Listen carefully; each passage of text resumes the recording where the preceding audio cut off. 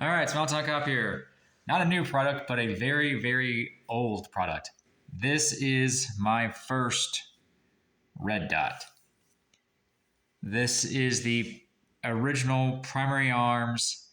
I believe they call it the MDX. Let me show you. And I've had this one since around, I think 2009 or 9, 11, sometime around there, so 2010. Very, very early on. Yeah, I think it was 2009. 2009.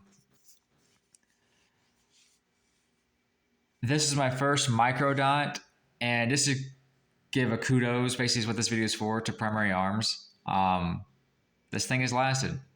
It still has the old school, exposed turret design. It's a 3 MOA dot. They don't make this anymore. They now have the classic dot, which has the 2 MOA dot, and it's still the same battery life. This is like 1,000 hours, 500,000 hours of battery life. Still has the original mount, which I opted for the QD lever. It works. It still works. This is my airsoft gun it's on right now, and it is on there. Good Lord. I didn't know it. I mean, it's not the best mount. You can see how flimsy that is. But I got to say, for being such a crap mount, its return to zero, at least for my 22 and my airsoft gun, is pretty impeccable. I've always been surprised by the fact that I can take it off and swap, if I can speak, swap it back and forth, and I never had any issues with it. I originally had a kill flash. I lost that some years ago. I don't know if the classic one's threads are the same. I mean, they probably are. But if you're curious about how long your primary arms optic could last you, pretty dang long. Like I said, I've had this for over 10 years now, going on 15 years.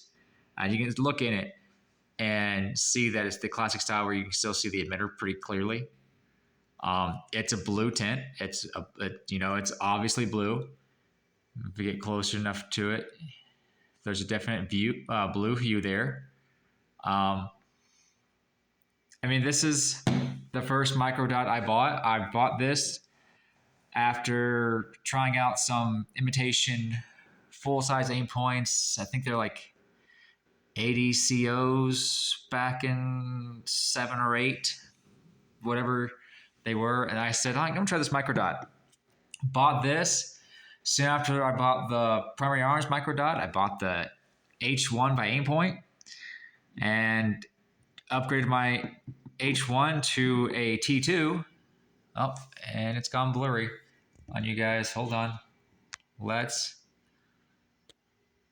There we go.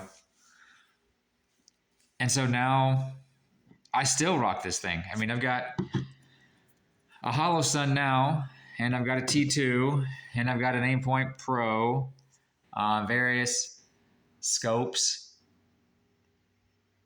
And it all started with this guy. So just a kudos to Primary Arms. This is my first micro dot. This is what started me on the path to see if I even would like this style of dot. And yeah. So kudos to Primary Arms. Kudos to the fact that this thing has lasted for 15 years. It's been on my 5.56 rifle, my 22, my airsoft of late. The QD lever, while flimsy, if you tighten this thing down and do your part to line this up, it actually holds zero pretty good.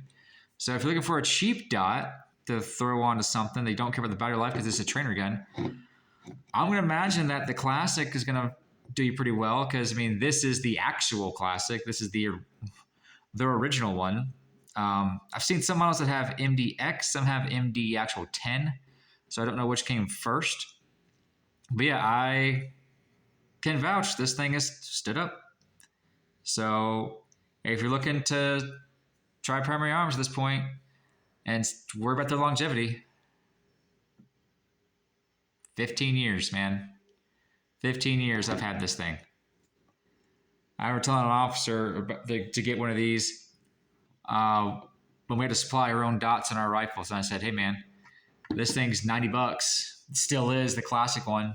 And I trusted my life to it for a little while before I got the better primary arms red dot. I think that was their first like SLX something micro dot.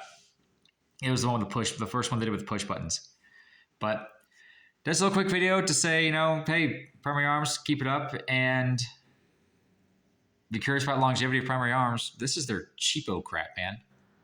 And I mean, like, cheapo crap, it's still good, but it worked. And it still works, and I still rock it. So get out there and train with your airsoft, with your 22, with your real guns.